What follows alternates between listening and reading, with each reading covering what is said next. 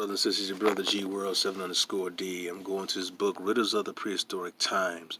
I think I might have shown this book before, but I'm going to talk about something. I mentioned a group of people known as Pelasgians, right?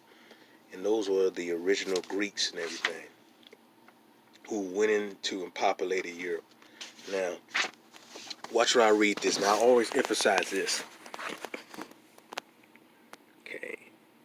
Built on a rock. The oldest ruins in Greece are several ancient citadels and the walls of the Tyrannus. The immense stones used in the construction of which puzzled the Greeks. They were believed to be the work of a race of giants, the Cyclopes, and the work was called the Cyclopean.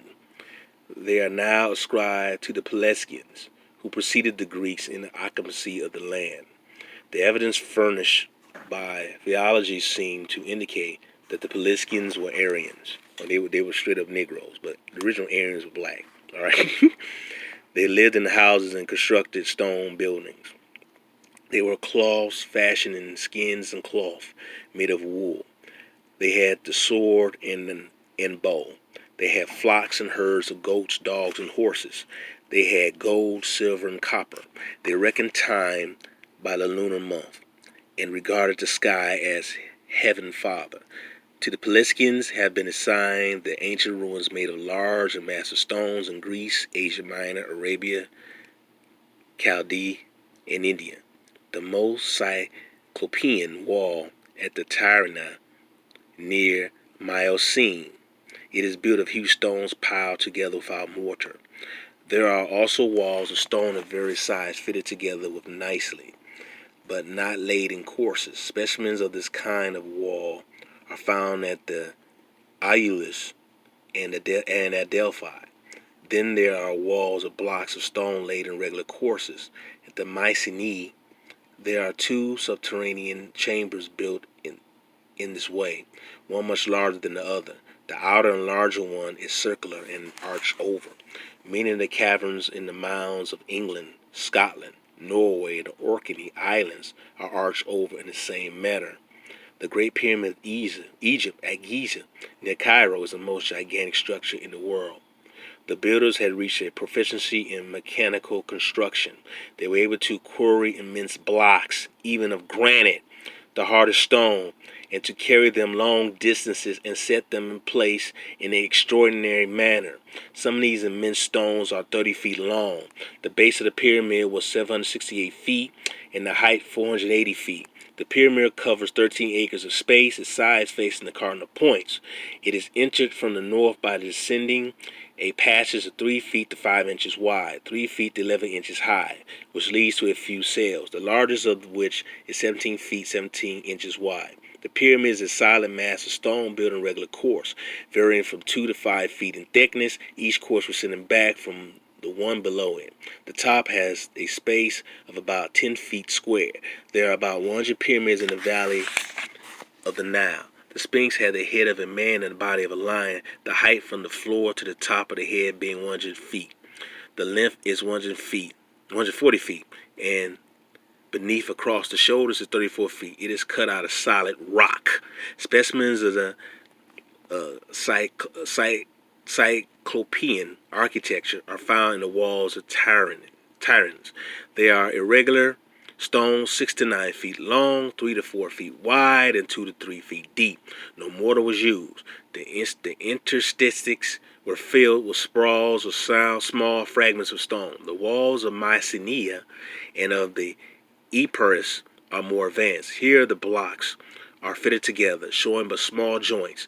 They are ascribed to the Pelasgi. The style of building is found in Greece, Italy, Asia Minor, in Persepolis, and in several places in Western Europe and the Americas. The walls of Cusco and ruins of a house on an island in Lake Titicaca in Peru are the same Cyclopean character. Works of a similar character are found in Ireland, Scotland, and England. Athens, the principal city of ancient Attica, was built around a central rocky point called the Acropolis, about 1,000 feet from east to west and 400 feet wide, 900 feet above the Mediterranean and 600 feet above the the general level of the town. First, it was a stronghold with a fort on top. The natural elevation was supplemented by walls 200 feet high, said to have been first built by the Pelasgians or the Cyclops. It consisted of three parts: the Acropolis, called Polis, the Asti, or Upper Town, and Port Towns. Okay, and I'm going to stop there, and I'm going to go and show you something. I've shown this book before. And I want to emphasize my point, all right, and who the Pelasgians were.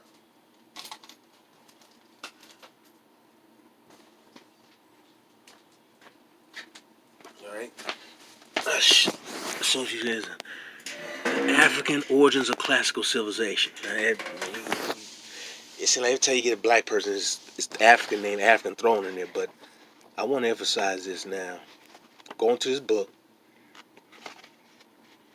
because this needs to be talked about. And so many people ignore history. Because this is how much these bastards distort our history and put a white face on everything. And to deny our history and deny who we really are. But some of us don't want to know our history, so we just want to be slaves from Africa. All right? And just coming from some doggone slave ship, when actually we have a rich history here in the Americas, but throughout the world. I wish I had it right here, and I had the Pelasgians. 1 second. And I'm gonna pull that out real quick because I want to show what connect what I was talking about. Okay, the Pelasgians. Here we go. We go page 2. All right, I go to page 2, 1 or 2. This will be the easiest one to show you the Pelasgians, who the Pelasgians were, and what they're about. In 1 second, I'm gonna pull that up because I have it here. Okay.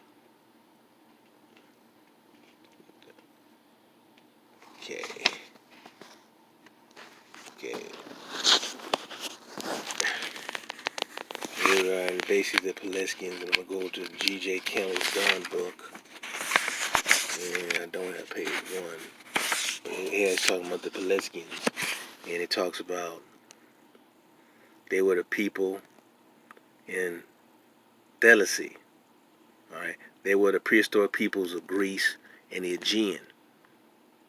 All right, they were prehistoric inhabitants of the Aegean and the Mediterranean and were associated with aggregating substrate languages which had survived as languages isolated. All right, yeah. The Pelasgians are associated for.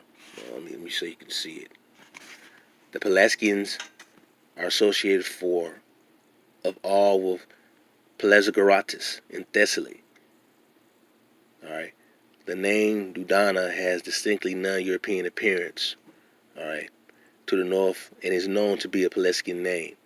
All right, basically the people who populated what you now call Greece, or that southern part of Europe, known as the Pelasgians. All right, these were Negroes, and when I just read you how these particular Negroes built certain different type of structure, you know, as I mentioned, it was talk about stone structures and walls, stone blocks. They were able to have a tight seal, that building structure, but they built on top and put blocks on top of each other. They had a tight seal.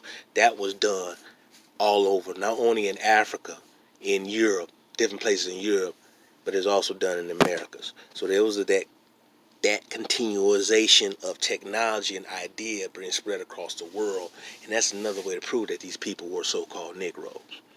That these bastards don't expect you to do the research and to know this, man.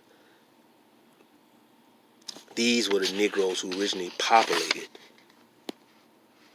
the planet.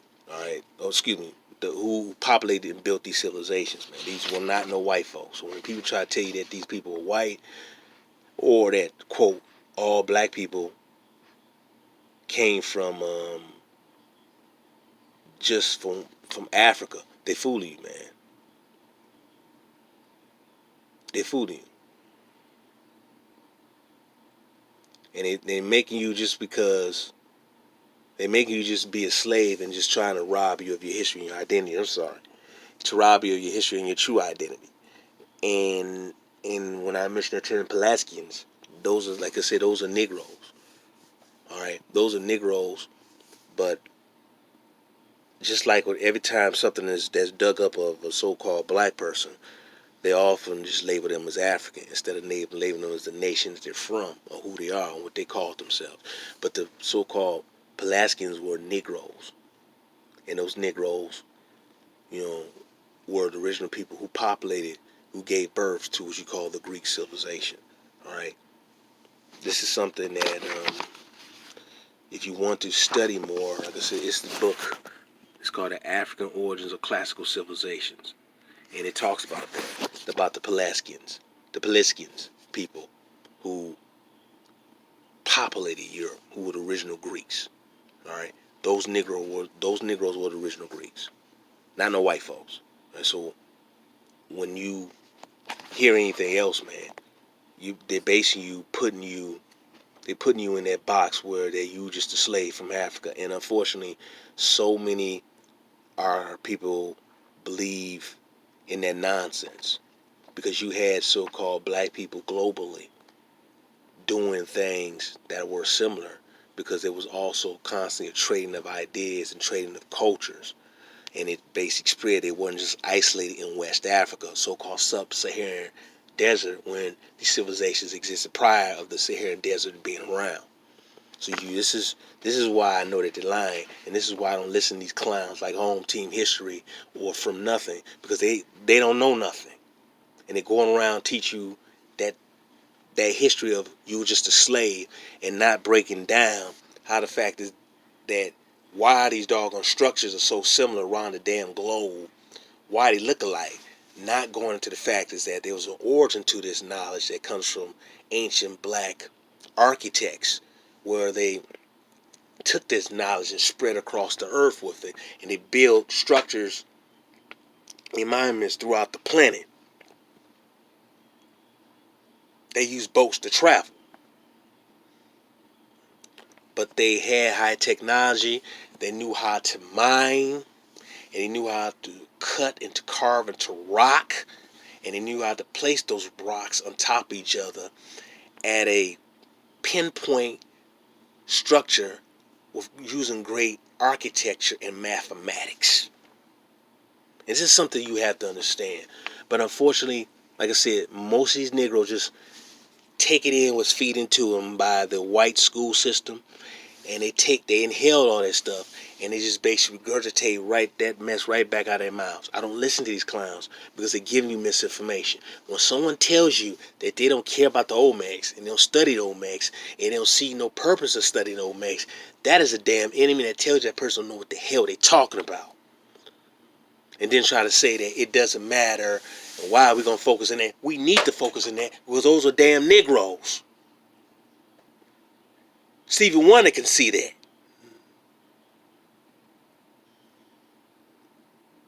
So when people be that disingenuous to set out there flat out to lie to you like that, man, many of these Negroes don't want you to know this information. They want you to remain ignorant and dumbfounded to this information.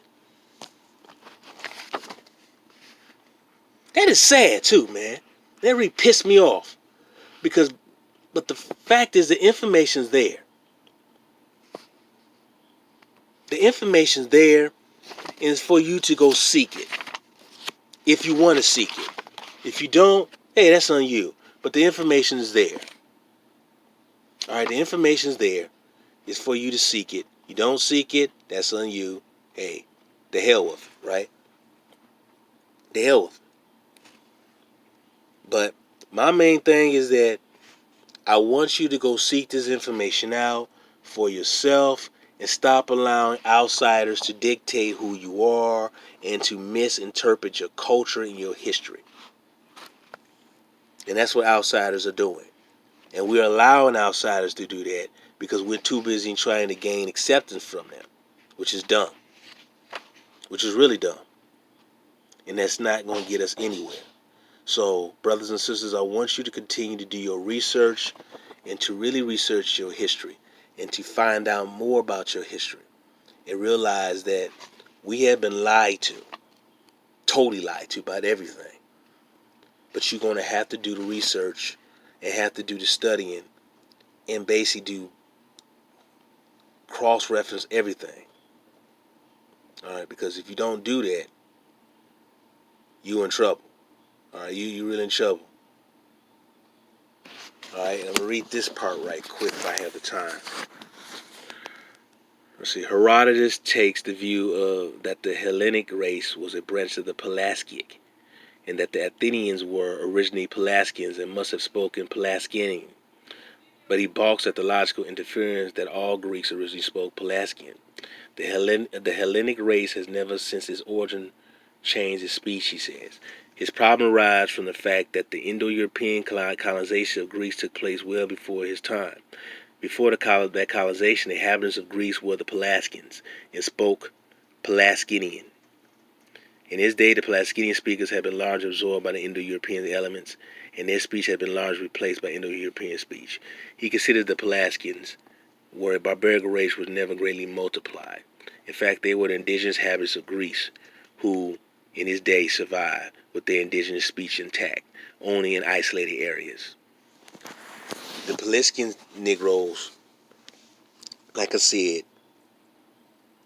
populated Europe, and they were the original true civilizers, what you call Greece.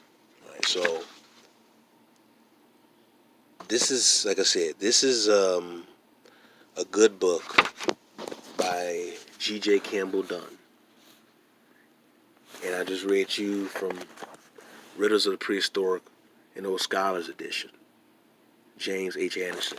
This is how you cross-reference, do your own research, man. And this is why it's so important for us to do our research instead of just believing that we came from slaves from Africa. So, continue to, like I said, continue to do your research, continue to do your studying. And I'm going to probably do another video very soon. You know, and probably continue to follow up on this. Because this is, I want you to, like, you know, as I said, it's a parallel between the building structures, how certain things are built in Europe, in Africa, and Americas. There's a reason why. Because that same knowledge was done by the same black-skinned people who just traveled, traversed the world, traveled and covered the whole damn planet. And like the Sphinx they cut into rock, those Olmecs heads that cut into rock. You've seen those figures in Asia, how it was cut into rock. Into Americas, how they cut into rock. They had a great ancient technology where they know how to smelt iron and use that iron to cut into rock. That's my main emphasis on this damn video. I'm going to continue to harp on that. You got to understand, you got to really understand your true history. All right, brothers and sisters, your brother G World 7_D. Peace and love.